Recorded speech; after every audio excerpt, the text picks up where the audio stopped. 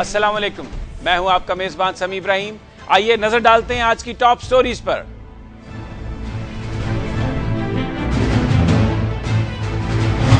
इस्तिस्ना खत्म, मुकदमात शुरू, नैब केसेस खुल गए। क्या आसिफ जरदारी को गिरफ्तार किया जा सकता है? साबिक सदर परवेज मुशर्रफ को रिहाई तो न मिल सकी, लाल मस्जिद केस में 14 रोजा अदालती रिमांड मिल गया। बिजली की कीमतें बढ़ाने का नया नोटिफिकेशन आ गया, क्या अवाम रिलीफ भूल जाएं? मलाला को नोबेल प्राइज तो नहीं मिला, लेकिन करोड़ों लोगों के दिल जीत लिए।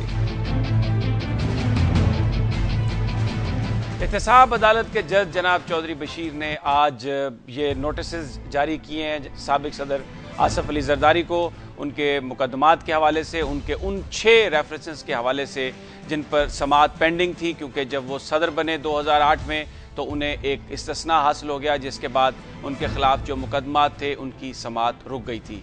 अब 14 तारीख को जो प्रोसिक्यूटर हैं वो आकर अदालत को बताएंगे कि इस हवाले से वो क्या करना चाहते हैं। ये जो 6 रेफरेंस हैं, जिनमें SGS रेफरेंस, कोटेक्ना केस है, इसमें ARY गोल्ड, उर्सस ट्रैक्टर, असासा जात और polo ground prime minister house में जो बना था उसके हवाले से जो रेफरेंस था वो शामिल है। इसमें इंटरेस्टिंग बात यह है कि तमाम जो मुल्ज़मान हैं इन रेफरेंसेस में वो बरी हो चुके हैं। सिर्फ 6 गैर मुल्की डायरेक्टर जो थे SGS केस में और कोटेक्ना में, वो क्योंकि पाकिस्तान की अदालतों में पेश नहीं हुए थे, इसलिए उन्हें इश्तिहारी करार दे दिया गया था। क्या मुकदमात वाकई खुल सकते हैं?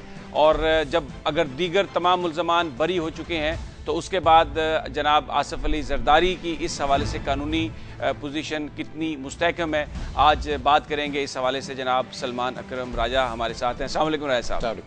राजा साहब, ये जो 6 रेफरेंसेस हैं इनमें जो सारे मुल्ज़मान हैं वो बरी हो चुके हैं, और इम्पॉर्टेंट बात यह है कि उनकी बरीयत के खिलाफ कोई अपील भी नहीं हुई। तो अब अगर नोटिस चले भी जाएंगे तो आप समझते हैं कि कोई कार्रवाई कानूनी हो सकती है जरदारी साहब के खिलाफ? देखिए, कार्रवाई तो हो सकती है, वो कोई नतीजा खेज होगी या नहीं ये एक दूसरा मामला है। अब देखते हैं कितनी मुस्तैदी से ये जो हुकूमत है या प्रोसिक्यूशन अब जो है नैब के नए चेयरमैन की सरबराही में क्या शवाहिद हैं जो वो सामने ला सकती है कि जो लोग बरी हो गए हैं उनकी बरीयत के बावजूद कोई ऐसा मवाद अदालत के सामने आए कि वो जरदारी साहब को अकेले कन्विक्ट कर सकें। लेकिन ये बज़ाहिर बहुत मुश्किल काम लगता है। और आपने बिल्कुल ठीक कहा, ये मुकदमे अक्टूबर 2007 ख़त्म हो गए थे जब NRO आया। NRO मौजूद रहा दिसंबर 2009 तक, जब सुप्रीम कोर्ट ने उसको स्ट्राइक डाउन किया। इस दौरान सितंबर 2008 में जरदारी साहब सदर मुमलिकत मुंतखब हो गए थे। लिहाजा उनको दोनों जो ये एक हिफाजती हिसार था आर्टिकल 248 का, सदर के इस्तिस्ना का और NRO का, ये मुयस्सर रहे यके बाद दीगरे। लेकिन अब जब वो सदर नहीं रहे तो इस्तिस्ना ख़त्म हो गया है, मामलात वहीं वापस चले गए हैं जहाँ वो थे 5 अक्टूबर 2007 को। और वो मुकदमे तो अब चल सकते हैं, लेकिन इस दौरान जो ये बरीयत हो गई, जो मामलात रुक गए, स्विस अदालतों में रुक गए, वहाँ पे बज़ाहिर जो उनका एक लिमिटेशन का अरसा था 15 साल का, वो ख़त्म हो गया सितंबर 2012 में। उसके खिलाफ वहाँ उन्होंने मुकदमात बंद रखे, उसके खिलाफ अपील कोई ना हुई।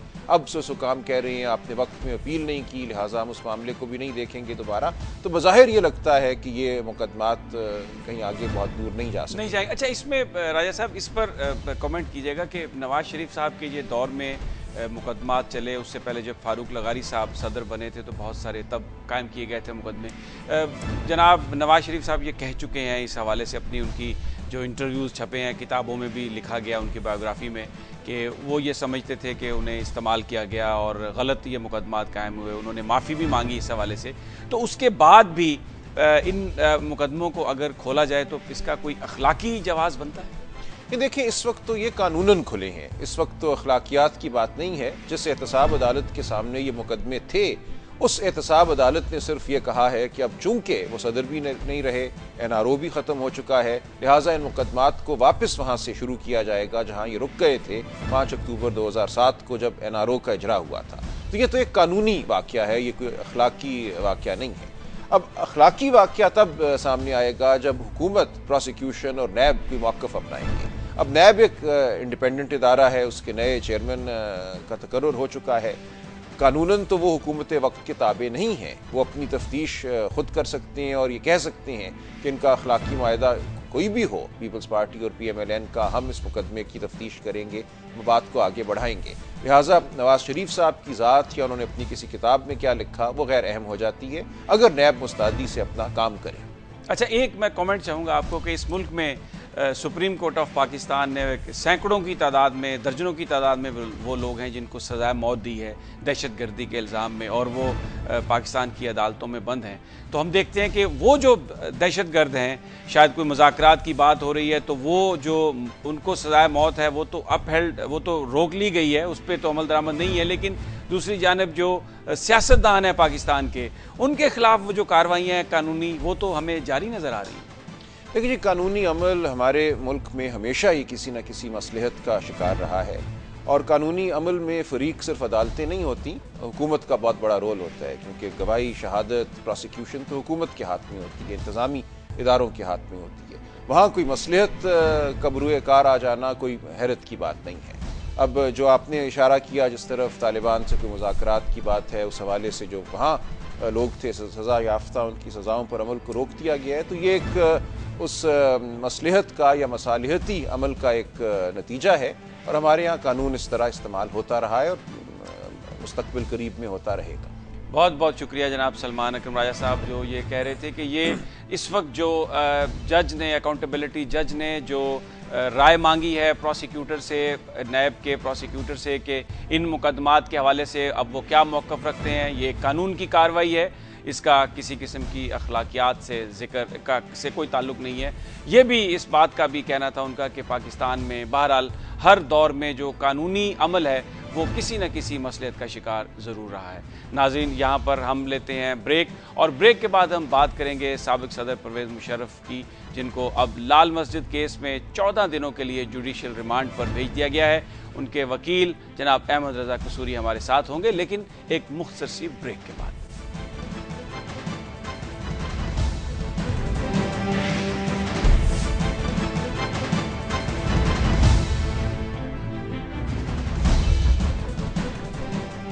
इस्लामाबाद पुलिस ने साबिक़ सदर परवेज़ मुशर्रफ को लाल मस्जिद केस में 14 दिन के लिए, अब इस वक्त वो जुडिशल रिमांड में हैं, उनको गिरफ्तार किया गया था। उसके बाद फिर अदालत ने उन्हें, एक मजिस्ट्रेट ने 14 रोज़ का जुडिशल रिमांड दे दिया, और वो अभी भी पाबंद सलासल हैं। वो जो सुप्रीम कोर्ट की ज़मानत के बाद रिहाई की उनकी एक उम्मीद थी, अब वो 14 दिनों के लिए कम अज़ कम ज़रूर बुझ गई है। लेकिन एक और फैसला ये किया कि इस्लामाबाद हाई कोर्ट ने उनका नाम ECL में डालने के लिए एक एप्लीकेशन थी, उसको रद्द कर दिया इस्लामाबाद हाई कोर्ट ने, और अब साबिक़ सदर परवेज़ मुशर्रफ का नाम ECL में नहीं है। वो अगर रिहा होते हैं तो वो मुल्क से बाहर जा सकते हैं। लाल मस्जिद केस बैक बर्नर पे था, उनकी दीगर तमाम मुकदमात में ज़मानत हो चुकी थी। ऐसा फौरी तौर पर हुकूमत ने इस मुकदमे को एक्टिवेट किया एक ही दिन में, और फिर उनको इस फौरी तौर पर उनकी गिरफ्तारी डाली गई। ये ऐसा हुकूमत ने क्यों किया, ये हम आज गुफ्तगू करेंगे जनाब अहमद रज़ा कसूरी, जो साबिक़ सदर परवेज़ मुशर्रफ के कानूनी मुशीर भी हैं। अस्सलाम वालेकुम कसूरी साहब। वालेकुम सलाम। कसूरी साहब, सुप्रीम कोर्ट ने जब अकबर बुगटी केस में ज़मानत ली, रोबकार आई, तो ये उम्मीद थी कि साबिक़ सदर साहब रिहा हो जाएंगे, लेकिन फिर ये लाल मस्जिद केस, मकसद सिर्फ यही नज़र आता है कि उनको उनकी जो आज़ादी है उसको रोका जाए, उन्हें बाहर ना आने दिया जाए। देखिए, जो उसमें मेलाफाइडी का आंसर है, जैसे आपने शुरू में अपने इंट्रो में कहा कि ये केस जो है ये डॉर्मेंट पड़ा था और बैक बर्नर पर था। आपको याद होगा कि इसमें इस्लामाबाद हाई कोर्ट ने एक डायरेक्शन दी थी आपारा पुलिस स्टेशन को कि केस रजिस्टर किया जाए। इससे पहले कि जो थी आपारा पुलिस वो रिलक्टेंट थी केस रजिस्टर करने में। तो जब इस्लामाबाद हाई कोर्ट ने डायरेक्शन दी कि केस रजिस्टर किया, फिर भी वो लहतो लाल करते रहे। और फिर आपको याद होगा कि इस्लामाबाद हाई कोर्ट के जस्टिस नूरुल हक ने SHO आपारा को बुलाया और उसको सख्त सुस्त कहा और उसे कहा कि पर्चा अभी करो रजिस्टर। अब जहाँ तक पर्चे का ताल्लुक है, वो हर एक शहरी का हक है under section 154 of the criminal procedure code, और अगर पुलिस डिक्लाइन कर दे तो आप अदालती निज़ाम के जरिए पर्चा करा सकते हैं। लेकिन पर्चा जो है वो it is neither here nor there. पर्चा करने के बाद पुलिस के पास बहुत सारे ऑप्शन होते हैं। एक ऑप्शन ये है कि वो उसकी तफ्तीश करें और इन्वेस्टिगेशन में अगर वो मुकदमा जो है उसमें कोई शहादत का आंसर मौजूद नहीं तो वो कोर्ट को रेफर कर सकते हैं कि जनाब हमारी तरफ से ये केस जो है ये इसको डिस्चार्ज कर दिया जाए, या फिर अगर उसमें आंसर है, कोई एविडेंस है, तो फिर वो 173 के तहत एक रिपोर्ट भेजते हैं जिसे हम अपनी ज़बान में चालान कहते हैं। तो चालान जब चला जाता है अदालत में तो वो फिर एक अदालती प्रोसेस स्टार्ट हो जाता है। और तीसरा ऑप्शन ये है कि अगर कोई झूठा मुकदमा है तो या कंप्लेनेंट जो मुल्ज़िम खुद है जिस पर झूठा इल्ज़ाम लगाया गया, या पुलिस जो है वो 182 की कार्रवाई कर सकती है और उसको सजा भी दे सकती है। ये 3-4 इसके हैं। अब चीज़ ये है कि पर्चा कराना is neither here nor there. ये जैसे मैंने कहा ये डॉर्मेंट था, बैक बर्नर में पड़ा हुआ था। कसूरी साहब, पुलिस रिलेक्टेंट तो थी पर्चा दर्ज करने में जब इस्लामाबाद हाई कोर्ट ने ऑर्डर किया था, लेकिन अब जब पुलिस ने मजिस्ट्रेट के सामने पेश किया साबिक सदर को, यानी उनका केस पेश किया, तो वो वहां पर तो उन्होंने ये नहीं कहा कि वो सेटिस्फाई है, उनकी इसमें इन्वॉल्वमेंट नहीं है, उनकी तरफ से कोई इस तरह की रिपोर्ट तो पेश नहीं की गई। तो उसके बाद उनको फिर जुडिशियल रिमांड पे ही भेजना था। बात यह है कि जो नॉर्मली पुलिस जो है जुडिशियल रिमांड पर जब भेजती है, जब पुलिस जो ये कहे कि अब हमें मतलूब नहीं है मुल्ज़िम जिस्मानी तौर पर कि उसे पूछ गछ की जाए। आपको याद होगा कि जब ये जजेस डिटेंशन केस में जनरल मुशर्रफ को पुलिस रिमांड ने लिया था, और तो वो उनको पुलिस क्लब के अंदर उसको पुलिस क्लब को डिक्लेयर कर दिया गया था एज ए पुलिस स्टेशन, और वहाँ उनकी जो भी बयान जो भी लेना था ले लिया। तो अब चीज़ ये है कि पुलिस ने जिस्मानी रिमांड नहीं लिया। इसका मतलब कि पुलिस ने के पास कोई जो है शहादत नहीं, और ना पुलिस इसमें फर्दर प्रोसीड करना चाहती है, क्योंकि अब जो मामला है अब वो अदालत की तहवील में है। अब यहाँ मुझे एक मेलाफाडी आंसर नज़र आ रहा है, क्योंकि कल जैसे ही रोपकार सुप्रीम कोर्ट से तमाम जो जुडिशियल और कोडल जो होते हैं प्रोसीजर उससे अडॉप्ट करने के बाद जैसे ही रोपकार आई, तो साथ ही जो इस्लामाबाद पुलिस है वो किसी के इशारे पर एक्टिवेट हो गई और उन्होंने जाकर उनको अरेस्ट डाली। एक टेक्निकल अरेस्ट तो ऑलरेडी थे जब तक वो रिलीज ना होते, उनकी एक टेक्निकल अरेस्ट डाली और वो मामला जो बेलों का था वो धरा का धरा रह गया। अब चीज़ ये है कि ये भी इसमें भी बेल हो जाएगी, जहाँ भुगती केस में बेल हो गई, बेनज़ीर में हो गई, जजेस में हो गई, ये भी हो जाएगी। लेकिन ये जो डिले किया है इससे डेफिनेटली एक तासर जो है वो एक मेलाफाइडी। अच्छा, मैं एक बड़ा अहम नुक्ता है कि ये जो ऑपरेशन था सारा लाल मस्जिद का, ये कोई अगर इस हवाले से पर्चा दर्ज हो सकता है तो इस पर कमेंट कीजिएगा कि ये जो इतने सारे ऑपरेशंस हो रहे हैं एडमिनिस्ट्रेशन करती है, तो कोई भी शहरी जाके बाद में किसी भी जो सरकारी ओहदेदार है या हुक्मरान है उसको अदालत के कटहरे में ला सकता है। ये मैं इस कॉन्टेक्स्ट में पूछ रहा हूँ कि इस वक्त कराची में भी ऑपरेशन हो रहा है, बलूचिस्तान में भी ऑपरेशन हो रहा है, KPK में भी ऑपरेशन हो रहा है, तो फिर ये किसी को भी किसी के खिलाफ भी पर्चा दर्ज किया जा सकेगा?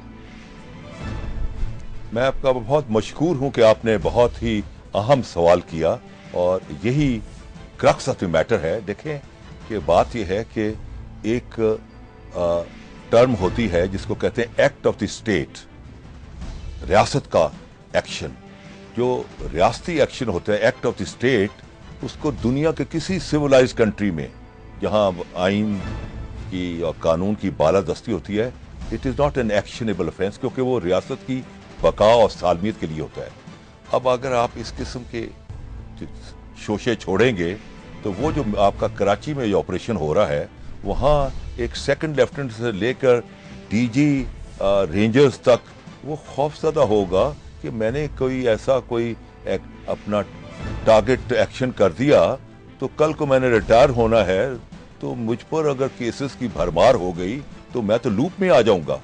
तो आप जो है you are not encouraging a positive security action either in Balochistan या कराची के एक्शन को आप डेंट डाल रहे हैं, आप एक रॉन्ग नेगेटिव मैसेज दे रहे हैं कि अगर वो आपकी सिक्योरिटी फोर्सेज जो कि लास्ट रिजॉर्ट है इस मुल्क की बका और सालमियत के लिए, अगर वो ये महसूस करें कि हमारे पे मुकदमे बनने हैं, तो फिर देखें कल को तो फिर सवात और अपना साउथ वजीरिस्तान में जो लोग हैं वो कल को पर्चे कराएंगे, सेकंड लेफ्टिनेंट से लेके जनरल कियानी तक सब पर मुकदमे बन जाएंगे। कोई कहेगा कि इसने मेरे बेटे को मार दिया, कोई कहेगा मेरे से चचा को मार दिया, कोई कहेगा मेरे से भतीजे को मार दिया।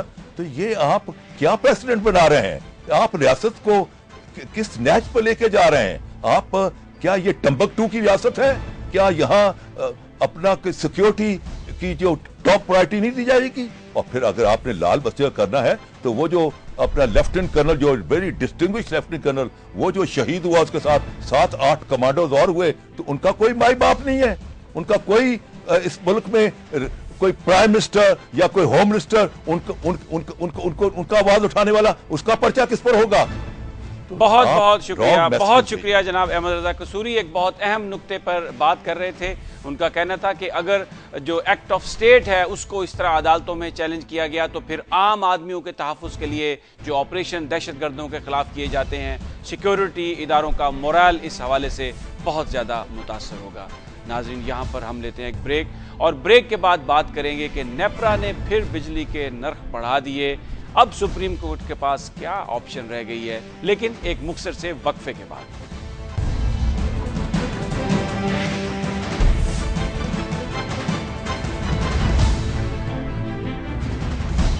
नेपरा ने आज बिजली के नए नर्ख जारी कर दिए हैं, जिसके मुताबिक ये बताया जा रहा है कि 700 यूनिट से ज़ायद जो बिजली इस्तेमाल करेंगे उनकी प्राइस होगी 18 रुपये फी यूनिट, और 300 से 700 के दरमियान जो यूनिट इस्तेमाल करेंगे वो 16 रुपये 8 पैसे फी यूनिट होगा। 200 से 300 तक जो यूनिट इस्तेमाल करेंगे वो 14 रुपये फी यूनिट होगा। ये वही कीमतें हैं जो वजारत ख़जाना ने अपनी नोटिफिकेशन में जारी की थी, जिसके बाद सुप्रीम कोर्ट ऑफ पाकिस्तान ने नोटिस लिया था और कहा था हुकूमत से कि इस पर नज़रसानी करे, और हुकूमत ने 2 हफ्ते की मोहलत मांगी थी। अब जो नेपरा ने जारी किया है निर्खनामा, ये बिल्कुल वही निर्खनामा है जो हुकूमत पाकिस्तान वजारत ख़जाना ने पहले किया था। फ़र्क सिर्फ ये है कि अब वो जो एक कानूनी हुक्म था उसमें वो नहीं है, क्योंकि कानूनी तौर पर जो कीमतों के तयन का इख्तियार नेपरा के पास है, और अब ये जो नोटिफिकेशन है ये नेपरा ने किया है। लेकिन सवाल ये पैदा होता है कि अगर कीमतों में कुछ रिलीज नहीं मिलना था, कोई रिलीफ नहीं मिलना था, तो फिर ये सारी एक्सरसाइज क्यों? क्योंकि सुप्रीम कोर्ट ऑफ पाकिस्तान की जो राय थी उसके मुताबिक जो कीमतें हैं वो ज़्यादा थी। बहरहाल आज इस मौजू पर हम गुफ्तगू करेंगे।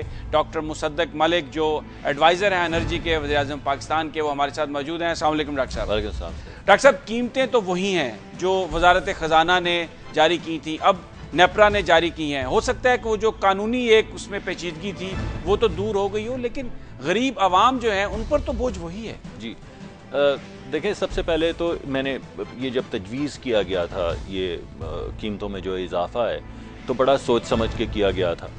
उसमें सबसे पहले ये देखा गया था कि मुल्क के गरीब तरीन लोग कौन हैं, और कहीं ना कहीं हमने लाइन ड्रॉ करनी थी। तो 68% जो मुल्क के लोग जो गरीब तरीन लोग हैं उन्हें बचाया गया, यानी 100 में से तकरीबन 68 लोग बच गए, और जो 32 लोग जो थोड़े से साहिब हैसियत थे उनके ऊपर बोझ जो है वो इजाफी पड़ा।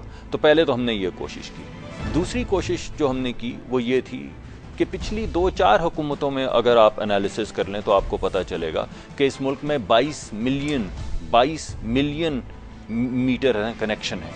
उसमें से सिर्फ 3 लाख कनेक्शन जो हैं, जो इंडस्ट्रियल कनेक्शन हैं, वो 26% सब्सिडी ले रहे थे।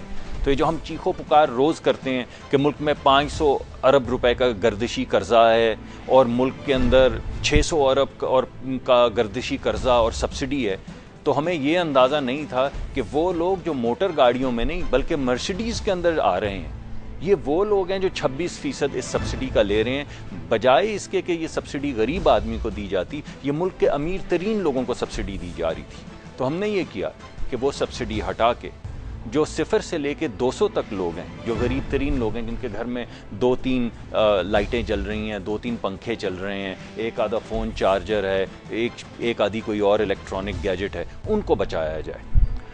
तो लेकिन डॉक्टर साहब जो 200 यूनिट तक भी बिजली इस्तेमाल कर रहे हैं, एक्चुअल वो भी 11 रुपए फी यूनिट तो वो कीमत दे रहे हैं। नहीं, इतनी कीमत तो वो अदा कर रहे हैं। ऐसा नहीं साहब, जो लोग 200 यूनिट इस्तेमाल कर रहे हैं उनमें से कुछ लोग 2 रुपए यूनिट दे रहे हैं, कुछ लोग 4 रुपए यूनिट दे रहे हैं। जो बंदा 2 रुपए यूनिट दे रहा है उसको 10 से 12 रुपए की सब्सिडी हर यूनिट पे मिल रही है। 1 से 50 यूनिट नहीं, तक वो है। नहीं। ये 8 रुपए मेरे सामने लिखा हुआ, 101 से 200 यूनिट तक जो है वो 8 रुपए फी यूनिट से ज्यादा दे रहे हैं। आपको अगर मैं ब्रैकेट्स में बताऊं तो ये जो 3 ग्रुप्स हैं, 0 से 1 से लेके 50 तक, फिर 1 से लेके 100 तक, फिर 100 से लेके 200 तक, इनमें से मुख्तलिफ ग्रुप्स को 12-12 रुपए, 10-10 रुपए, 8-8 रुपए, 6-6 रुपए हर यूनिट पे सब्सिडी दी जा रही है। नहीं, ये मैं अच्छा, आप ये सही कह रहे हैं सब्सिडी होगी, लेकिन जो रियासत का तस्वुर है, अब ऐसा लग रहा है कि अब तो रियासत हर चीज़ मुनाफा और नुकसान की बुनियाद पर चला रही है, जबकि हम ये कहते हैं कि ये कुरान और सुन्नत के मुताबिक ये रियासत बनाई जाएगी और उसमें रियासत का जो एक फरीज़ा है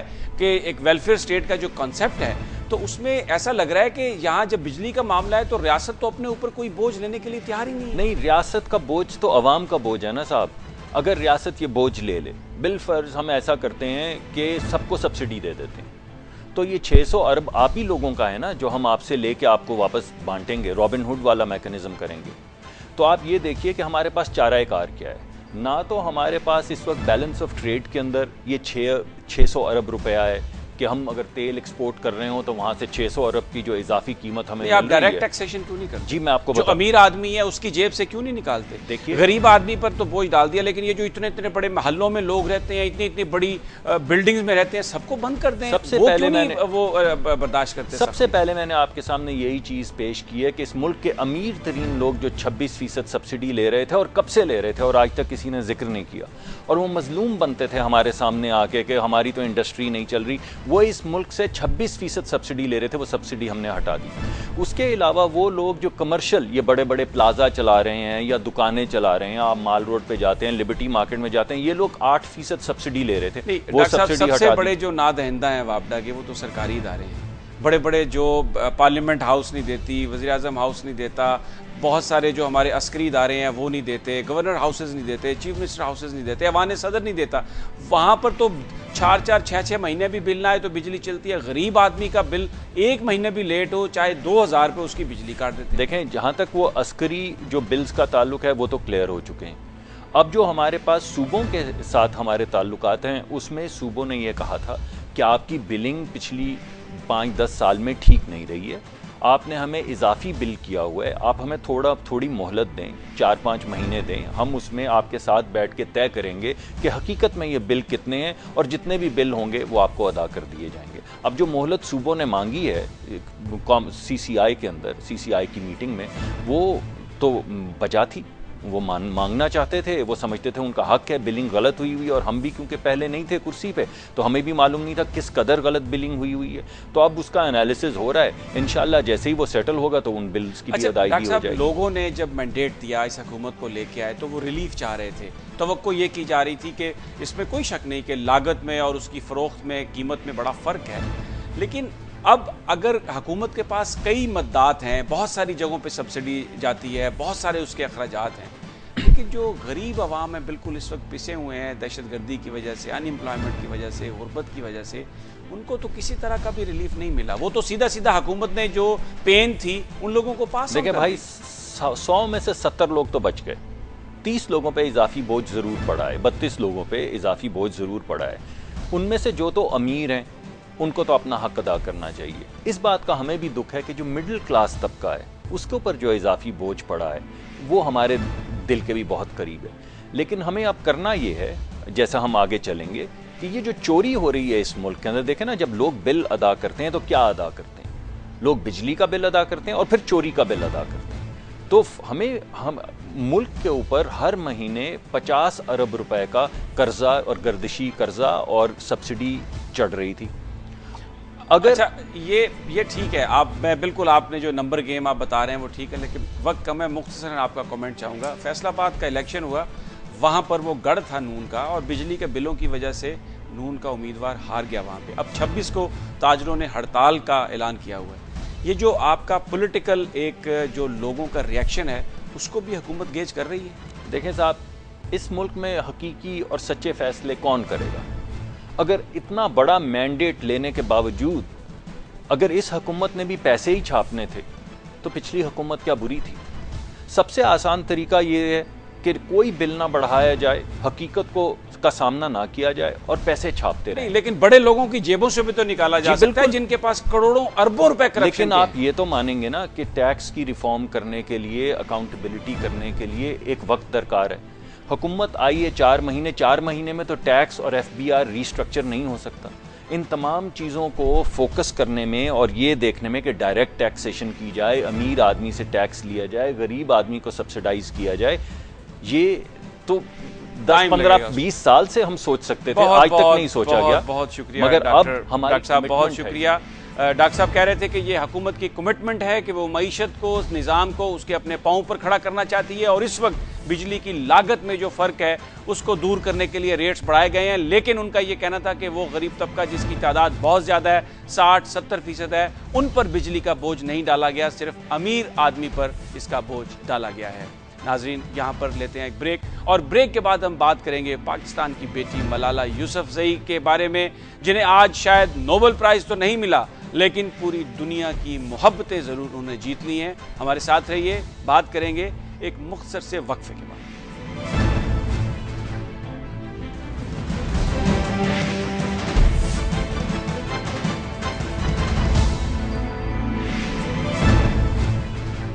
मलाला यूसुफजई को आज नोबेल प्राइज़ नहीं मिला। पूरी कौम की दुआएं उनके साथ थी, और जो सर्वेज किए गैर मुल्की नशरियाती इदारों ने, उनमें भी वो सबसे फेवरेट थी, लेकिन नोबेल प्राइज़ वो उन्हें नहीं मिल सका। बहुत सारे लोगों का ख्याल है कि भले उन्हें नोबेल प्राइज़ नहीं मिला, लेकिन इनाम ना हासिल करने के बावजूद भी वो दुनिया भर की मोहब्बतें अपने नाम कर चुकी हैं। उनका पैगाम हर जगह पहुँच चुका है।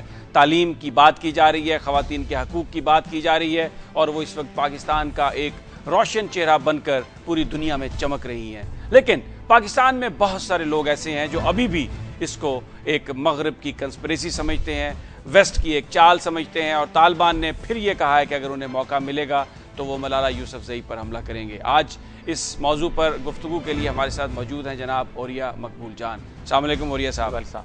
ओरिया साहब, आप बताइए, आप कौन सी सफ़ में हैं? क्या वो लोग जो मलाले को एक कंस्पिरेसी समझते हैं, या आप भी समझते हैं कि उसने एक बहुत बड़ा काम किया? मैं दुनिया के उन ऑब्जेक्टिव लोगों में से हूं जो इस नोबेल पीस प्राइज पूरे के पूरे को एक बहुत बड़ी कॉन्स्पिरेसी समझता है। जिस नोबेल पीस प्राइज की सफ में इसराइल के 3 कातिल वजीर आज़म शामिल हो, बेगन शामिल हो, इसहाक राबीन शामिल हो, और शमून पेरेस शामिल हो, जिसके अंदर ओबामा शामिल हो, जिस पीस प्राइज को वियतनाम का ली डोक थुक जो था उसने रिफ्यूज किया हो, किसिंजर के साथ उसको मिला था, उसने कहा था मैं इस पर लानत भेजता हूं क्योंकि हमारे मुल्क के लाखों लोग जो उन्होंने कत्ल किए हैं, आज ये में नोबेल प्राइज देने आए हैं। लेकिन मंडेला ने तो इसे एक्सेप्ट किया।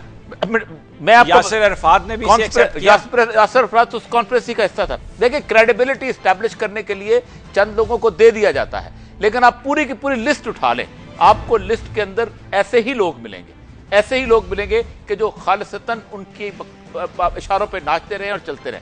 दूसरी बात, जहां तक मलाला का ताल्लुक है, मलाला के इस पूरे साल सवा साल के इवेंट को आप देख लें, मलाला के इवेंट से लगता है जो उसकी गुफ्तगू है, CBS की जो गुफ्तगू है कि we have been restricted to our homes, हमें बाहर नहीं जाने देता था, I thought I was in the prison, हमें बच्चे स्कूल नहीं जा सकते, ऐसे लगता था कि पाकिस्तान में, लाहौर में, कराची में, पेशावर में, फैसलाबाद में, हैदराबाद, सवाद में तो ऐसा 1% आप KPK में तो ऐसा जब आप पाकिस्तान से बाहर जाते हैं तो आप पाकिस्तान को रिप्रेजेंट कर रहे होते हैं, आप 1% सवाद को नहीं, KPK को नहीं। क्या पेशावर में ऐसा होता है? क्या आप ये क्या मलाला ये कहे कि पाकिस्तान में लड़कियों के लिए तालीम बिल्कुल आम है? मेरे मुल्क में कहे, मेरे मुल्क में बैठ के कहे, तस्लीम करने को तैयार हूं, मेरे मुल्क में बैठ के कहे। आपके मुल्क में कुछ होता है तो आप इमदाद लेने के लिए IMF के पास जाते हैं, बाहर जाते हैं, डोनेशंस लेते हैं, वो गलत, हर चीज पे मदद लेते हैं। वो भी इसलिए गलत है कि पाकिस्तान में 1947 से पहले जितनी तरक्की हुई है इस मुल्क के अंदर कभी नहीं हुई। एक आने का कर्ज नहीं लिया इस मुल्क के अंदर, ये रेलवे का निजाम बना, ये पाकिस्तान का इरिगेशन सिस्टम बना, एक आने का इंटरनेशनल डेट नहीं था 47 से पहले अंग्रेज के जमाने में, इसी मुल्क के पैसे से उन्होंने ये काम किया। वो तो हमारे मुल्क अपने हुक्मरान अल्लाह तल्लों को ले जाते हैं। अच्छा, मुझे सिर्फ इस बात का जवाब दें कि मलाला कौन सी गलत बात कह रही है जिस पर लोग इतने खफा? मुझे गलत बात की बात नहीं है, गलत बात नहीं, मसला सारा यह है कि गलत बात गलत जगह पे। आप अपने घर के अंदर, मुझे सिर्फ ये बताइए कि एक बाप अपनी बेटी के साथ किसी किस्म की कोई सूरत हाल होती है उसको 4 लोग बैठ के समझा लेते हैं, भाई भी कर सकते हैं, लेकिन वो बेटी जब बाजार में आके खड़ी होती है तो कौन उस शख्स को खड़ा अच्छा कहता है? नहीं, लेकिन देखना यह है ना कि बाजार में आकर अगर कौन वो लेके आया? जुल्मो सितम की बात कर रही है जो किया जा रहा है, तो इसमें क्या बुराई है? मैं वही अर्ज कर रहा हूँ, जुल्मो सितम पे हम खुद बोलने को तैयार हैं, हम खुद का क्या मुझे सिर्फ ये बताइए पूरे केपी में, सर मैं पूरे केपी में, क्या मर्दान में, क्या सवाबी में, क्या पेशावर शहर के अंदर, क्या उसके एबटाबाद के अंदर, क्या इन सारी जगहों पे औरतें जो है स्कूलों में नहीं जाती? क्या बीकन हाउस, क्या यूनिवर्सिटियां वहां नहीं खुली हुई? क्या वहां पर लोग, क्या वहां पर औरतों को हकूक हासिल है? वहां पर बट्टे सट्टे की शादी की जाती है, अगर वहां पर लड़कियों को, बहनों को, माओ को घरों में मार दिया जाता है। अगर यही बात को मान लिया जाए तो एवरी सेकंड मिनट अमेरिका में एक औरत रेप होती है, ठीक है? क्या पूरा अमेरिका गाली है? नहीं, अमेरिका तो वहां पर अगर कोई बंदा ये हाईलाइट करता है तो अमेरिकन उसको गाली तो नहीं देते। बाहर जाके हाईलाइट नहीं करता, बाहर भी करते हैं, पूरी दुनिया में बात होती है। उसके ऊपर नोबेल पीस प्राइज नहीं मिलता। नहीं, नोबेल पीस प्राइज उसके ऊपर यह नहीं मिलता कि वहां खड़े होकर एक बंदे ने कहा इस वक्त दुनिया के सबसे ज्यादा जो है सीरियल किलर जो है वो अमेरिका के अंदर पाए जाते हैं, जो औरतों को कत्ल करते हैं, जो उनको फ्रीवेज के ऊपर वहां से पकड़ कत्ल करते हैं। उनकी यहाँ पर हम अमेरिका डिस्कस नहीं कर रहे, हम तो स्वात में जो जुल्म हो रहा था उस लड़की ने उसको हाईलाइट किया। स्वात आपका जुल्म आप यहाँ डिस्कस करें, मैं भी डिस्कस करने को तैयार हूँ। हमने उस वक्त भी किया था, हमने कहा था ये मुल्क की मसला है, तो मुल्क के अंदर डिस्कस किया। उसको जब गोली मारी, लेकिन जिस दिन गॉर्डन ब्राउन उसको लेके गया है, ये वही गॉर्डन ब्राउन है। मैं एक मिसाल देता हूं। नहीं तो आप उसका वजीर आजम हाउस में क्यों इस्तकबाल करते हैं? मैं नहीं करता, सारी एम्बेसीज मुझे मत वापस बुला लें। मुझे मत कहें। मैं एक मिसाल देता हूं। 2006 की 12 मार्च को एक लड़की थी अबीरा अहमद, उस गॉर्डन ब्राउन की फोर्सेज वहां खड़ी थी। अबीरा अहमद को उसके फौजियों ने जब छेड़ना शुरू किया तो उन्होंने स्कूल छोड़वा दिया। वो अपने घर के बाहर लॉन में काम करती थी, लॉन छुड़वा दिया। उसके 2 भाई जाते थे। उसके बाद 12 मार्च 2006 को वो फौजी अंदर दाखिल हुए हैं। उसका बाप को, उसकी मां को, उसकी छोटी बहन को उन्होंने बंद किया है और उनको कत्ल कर दिया है। और 14 साल की इसी मलाला की तरह की जो बच्ची थी उसको रेप किया है अल मोहम्मदिया के अंदर। क्या वो बच्ची, वो गॉर्डन ब्राउन, क्या उस बच्ची को नोबेल प्राइज देगा? वो भी स्कूल जाने से रह गई थी, वो भी कहीं और जगह नहीं देगा, नहीं देगा ना। मुजम्मत करनी चाहिए। मतलब सर ये है कि सर मैं कातलों के हाथ से, उन लोगों के हाथ से जिनका हाथ रंगे हुए हैं मुसलमानों के खून से, जिनके हाथ रंगे हुए हैं इराक के खून से, जिनके हाथ रंगे हुए अफगानिस्तान के खून से, जिनके हाथ रंगे हुए साबरा शतीला के मजलूम बच्चों के खून से, उनके हाथों से मैं अवार्ड लेने को बुनियादी तौर पर। अच्छा, आप अवार्ड तो नहीं लेते, वो मैं मान गया। ये IMF के पैसे सारे लेते हैं, दूसरी हर चीज लेते हैं, ज़लज़ले में मदद मांगते हैं। अगर मैं वज़ीर आज़म हूं, सारी की सारी इमदाद आपकी बाहर से आती है। मैं वज़ीर आज़म हूं तो मैं एक दिन के लिए भी ये पैसा ना लूं। ये मुल्क इस काबिल है कि इसको चलाया जा सकता है। ये इंटरनेशनल डेट जो है ये बुनियादी तौर पर 1973 में तो आपने इंटरनेशनल डेट लिया है पहला। उससे पहले ये मुल्क में भूखे रहते थे, नंगे रहते थे, कब गरीब रहते थे। मुल्क में गरीब आदमी इतना ज्यादा है, कब उसकी प्रॉब्लम हाईलाइट हुई? प्रॉब्लम हम जो लोग बैठे हुए हैं, हम तो वहां बैठे हुए हैं जहां गरीब आदमी के मसाइल पहुंचते ही नहीं है। सिस्टम ऐसा डिजाइन कर दिया है। किसने डिजाइन किया ये सिस्टम? आपके ऊपर जो रहनुमा बैठे हुए हैं। तो रहनुमाओं ने किया ना, तो मेरे रहनुमा नहीं है वो, हम सबके रहनुमा हैं, इलेक्टेड लोग हैं, गवर्नमेंट है, हमारे लिए रिस्पेक्टेबल है। लेकिन मुझे I have all the right to differ कि इस मुल्क के अंदर पाकिस्तान को सही सियासत और सियासी रहनुमाई नहीं मिली। I have all the right to differ, और मैं उस पर डिफर करता हूं। जिस दिन इस मुल्क में सही रहनुमा आए, एक आने का कर्ज नहीं रहेगा। यही तो मलाला कहती है कि तालीम आम करें, लोगों को उनके राइट्स दें। तालीम आम करने से पहली बात तो यह है कि तालीम आम करना है तो यहां आके लड़ो ना। पहली बात तो यह है। आप सबसे बड़ी बात यह है कि कोई मुझे क्यों सिखाए। वो गोरा जब यहां आया था तो इस मुल्क के अंदर 97% लिटरेसी रेट था, जब छोड़ के गया था 14% पे छोड़ गया था। वो गोरा हमें सिखाएगा कि हमें इल्म क्या पढ़ना है? जिस गोरे ने इस मुल्क को जाहिल किया, जिसने पूरे बड़े सगीर को जाहिर किया, वो हमें सिखाएगा हमने तालीम पढ़ना है? मुझे इस बात पे हजम नहीं। गोरे पे मत जाएं, लेकिन खुद तो कोई निजाम गोरे ने, मैं तो नहीं लेके गया, मैं तो नोबेल प्राइज तो कोई मैं यूनाइटेड नेशन में गोरे को नहीं ले गया, मलाला को नहीं ले गया, मैं उसको नॉर्वे में नहीं ले गया, उसको गॉर्डन ब्राउन लेके गया है, उसको यूरोप लेके गया है, मैं नहीं लेके गया। जिस दिन मैं लेके जाऊंगा मैं उसको डिफेंड करूंगा। साहब, पूरी दुनिया में लाखों करोड़ों मुसलमान रहते हैं, और अगर वेस्ट अगर एक पाकिस्तानी लड़की को पजीराई दे रहा है, इज्जत दे रहा है उसकी कुर्बानी और काम की वजह से, तो इसमें क्या प्रॉब्लम? मैं एक अर्ज करूं, एक बंदा है, उसका नाम है सार्त्रे। उस सार्त्रे को नोबेल प्राइज मिला था। उसने कहा था मुझे शर्म आती है कि अपने नाम के साथ नोबेल लॉरेट लिखूं मैं नीचे।